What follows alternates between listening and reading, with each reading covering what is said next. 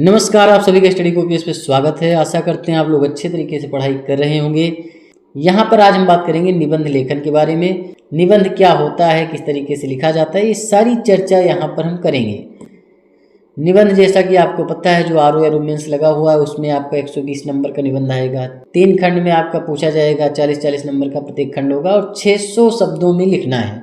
UP PCS में भी 3 निबंध आते हैं आपके 50-50 नंबर के, तो टोटल 150 नंबर का आपका यूपी पीसीएस में आता है। यहाँ मैं कोई किताबी बात नहीं करने वाला हूँ। यहाँ सिंपल भाषा में एग्जाम्पल के माध्यम से मैं आपको समझाऊंगा, जिससे जो आपका एक डर बना हुआ निबंध के बारे में, भाई निबंध किस तरीके से लिखें, निबंध तो एक बहुत बड़ी चीज़ है, ये तो हम लिख ही नहीं सकते और 600 शब्दों में कैसे लिखें, ये सारा डर आपका निकलने वाला है।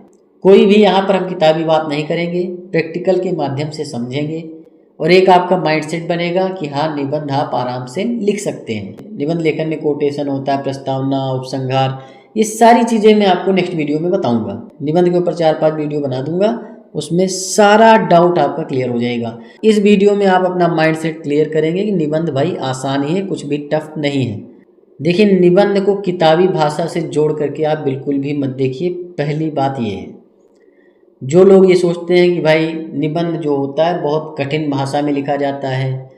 निबंध लेखन में सबसे महत्वपूर्ण चीज़ है कि आपने अनुभव क्या किया है। मतलब आज तक जो आप ज़िंदगी जीते आ रहे हैं उसमें बहुत सारी चीज़ें आपके साथ लगातार होती रहती हैं, आप देखते हैं, सुनते हैं, सब चीज़ होता है, उसको आपको अपने निबंध में उतारना होता है। इससे ज़्यादा निबंध लेखन में कुछ भी नहीं होता। अब जैसे अभी वोट चोरी का मुद्दा चल रहा है, अब इस पर बहुत सारे लोग कन्फ्यूज होंगे, यार किस तरीके से मैं वोट चोरी के मुद्दे पर निबंध लिख सकता हूँ।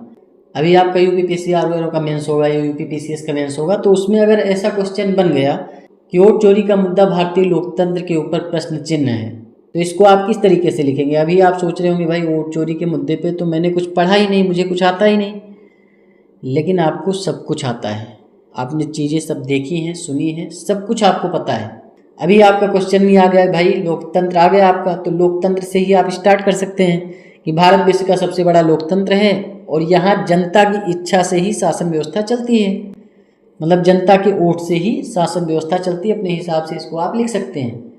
असल मायने में जो लोकतंत्र होता है वो चुनाव पर ही आधारित होता है, जनता के मत पर ही आधारित होता है और स्वतंत्रता, निष्पक्षता इसमें होनी चाहिए, पारदर्शिता होनी चाहिए, ये सारी चीज़ें आपको पता है। अब वोट चोरी का मुद्दा आया तो आपको पहले से पता है भाई, वोट चोरी का मुद्दा आप देखते हैं आसपास। अभी आप देख सकते हैं जो आपका इलेक्शन होता है, जैसे आपका जो गांव एरिया है वहाँ पर प्रधानी का इलेक्शन हो, शहर में सभापति वगैरह का इलेक्शन हो, तो उसमें दारू शराब सब बिकता है, उसके ज़रिए से वोट खरीदे जाते हैं, बेचे जाते हैं, उसके बाद में पैसे बांट करके वोट खरीदे जाते हैं। इससे पहले अगर आप पुराने ज़माने में जाएंगे तो बूथ कैप्चरिंग हो जाती थी। इंदिरा गांधी के ज़माने में पहुँच जाएंगे तो उस समय क्या होता था, पिक्चर हॉल बना करके जो है सबको दिखा करके सुला करके वोटिंग हो जाती थी। ईवीएम से छेड़छाड़ के मुद्दे से भी आपकी वोट चोरी होती है, ये चीज़ें भी देखने को मिली हैं।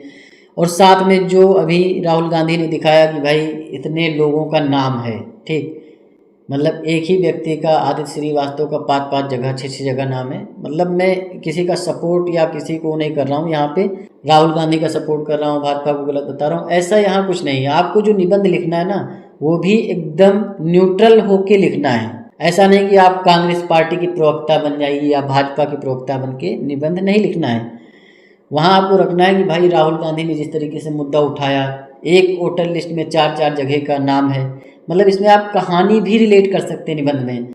आदित्य श्रीवास्तव नाम का एक शख्स है, भले मान लीजिए वो एक ही वोट डालता है, लेकिन जहाँ वोटर लिस्ट होती है वहाँ पर आप देखते हैं, अपने शहर में, गाँव में देखते होंगे कि अगर किसी का वोटर लिस्ट में नाम होता है तो एक बंदा जाता है और वहाँ पर स्याही वगैरह करता है और तुरंत आके स्याही छुड़ा देता है, फिर जाके जो है पर्ची लेकर वोट डाल आता है। तो एक ही बंदा 4-5 बार वोट डालता है, तो ये भी वोट चोरी का मुद्दा है। तो ये सारी चीज़ें आपने देखी हैं, महसूस की हैं, बस आपको अपने जहन में लाने की ज़रूरत है कि हाँ, मुझे वोट चोरी पे निबंध लिखना है।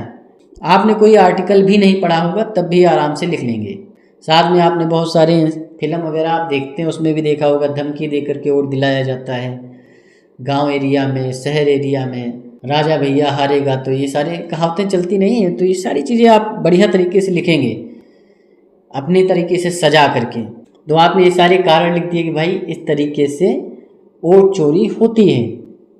अब वोट चोरी होती क्यों है, तो ये सारी चीज़ें भी निबंध में लिखनी है। ऐसा नहीं कि निबंध को आधा अधूरा छोड़ देना है, निबंध को एक सही दिशा दे करके लास्ट में एकदम विराम देना है आपको। तो आपने वोट चोरी किस तरीके से होती है निबंध में बता दिया, ठीक है। अब वोट चोरी का कारण क्या है, तो भाई वोट चोरी इसीलिए होती है क्योंकि जो भी सत्ता में होता है वो अपनी सत्ता में बना रहना चाहता है, बस इतनी सी बात है। और ऐसा जो है राज्य सरकारों में भी होता है और केंद्र सरकारों में भी होता आया है। न्यूट्रल पर्सपेक्टिव रखना है आपको, ये नहीं कि प्रो होकर के किसी तरीके से आपको निबंध को लिखना है। अब वोट चोरी के कारण क्या है भाई, चुनावी प्रक्रिया में पारदर्शिता की कमी है। चुनाव आयोग जो है सही तरीके से डिसीजन नहीं ले रहा है, मतलब उसको चाहिए इस तरीके का सिस्टम बनाए कि अगर कोई बंदा है और एक जगह से दूसरी जगह जा रहा है, उसका वहाँ पे वोट अगर बन जा रहा है तो वहाँ से वोट हट जाए।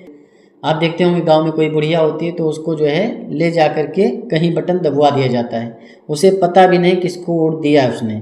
आप देखते होंगे बहुत सारे गांव में जो मतलब बिना पढ़े लिखे लोग होते हैं तो उनको 100 रुपये 200 रुपये से पकड़ा करके जाते हैं और कहते हैं इस पे बटन दबा देना, तो उनको कोई जागरूकता है नहीं।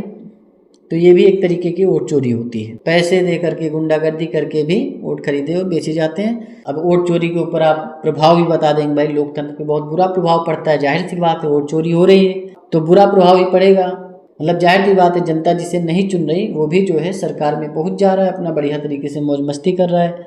मतलब ये आपको समझा रहा हूँ, थोड़ा बढ़िया सरल भाषा में लिखना है।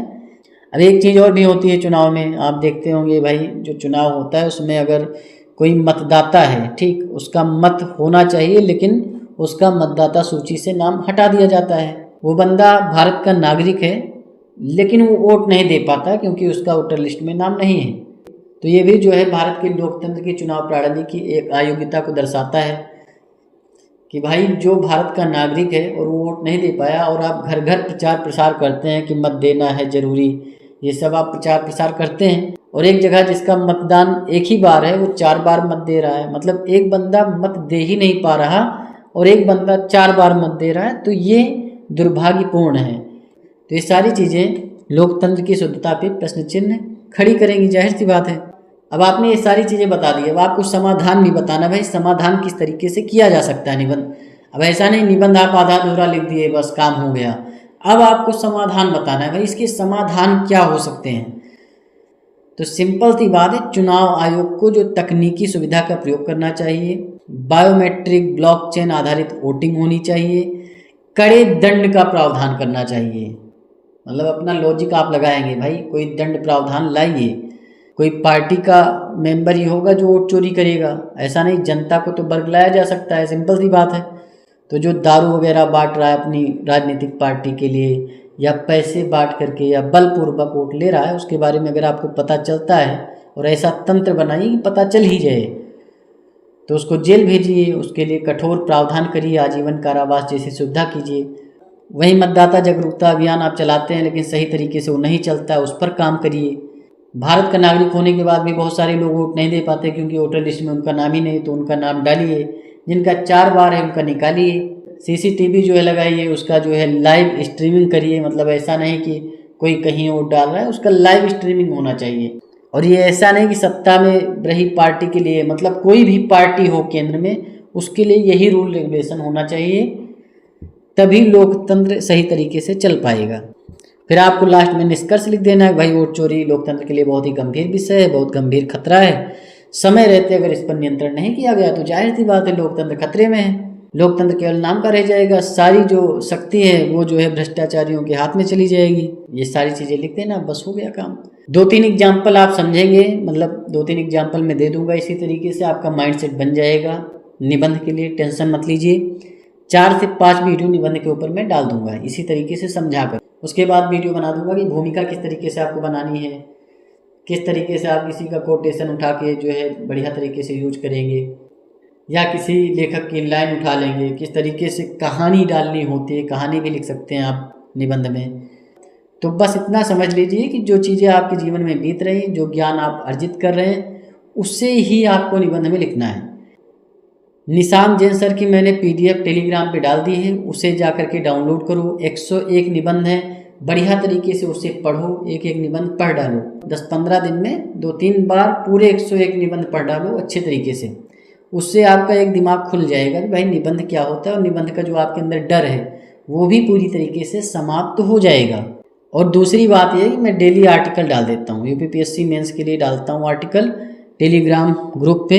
तो टेलीग्राम ज्वाइन करो, वहाँ पर जो भी आर्टिकल मैं डालता हूँ, अखबार की कटिंग डालता हूँ, उसे पढ़ो, क्योंकि निबंध आपके वहीं से बनने हैं। और डेली कोई टॉपिक उठा करके अपने मन से ही उठा लो, किसी बारे में कोई भी टॉपिक उठा करके बढ़िया तरीके से 250 से 300 वर्ड आप 10-15 दिन लिखो, क्योंकि 600 वर्ड में आता है, लेकिन आप 250 से 300 वर्ड में लिखो। उसके बाद में 15 दिन में जब आपका माइंड सेट एकदम क्लियर हो जाएगा, उसके बाद आप 600 नहीं 1000 शब्दों में भी निबंध लिख लेंगे, ये मेरी गारंटी है। बस आपको अपना माइंड सेट बनाना है, बस कोई भी चीज़ कठिन नहीं होती।